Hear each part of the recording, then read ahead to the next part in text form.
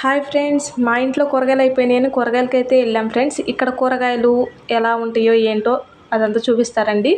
ఇంకా ఈ లోపలైతే మాకు కాంప్లెక్స్ అనే ఉంటుంది ఫ్రెండ్స్. ఇంకా అందరికీ అలా ఏ కాలనీకి ఆ కాలనీకి ఇంకా వెళ్ళి అక్కడ తీసుకొచ్చుకోవాలి. మనకి క్వార్టర్స్ ముందుకు కూడా సబ్జీ గాడీలని అలా వస్తాయి. మనకు అనుకూలమైనప్పుడు రావు కదా.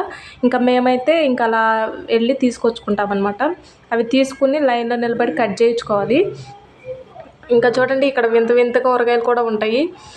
అప్పుడే ఇక్కడైతే నేరేడుకాయలు కూడా వచ్చేసినాయి చూడండి ఫ్రెండ్స్, చాలా బాగుంటాయి. ఇంకా ముందు ముందు అయితే చెట్లకు వస్తాయి, ఇంటి పక్కనే ఉన్నాయి అనమాట.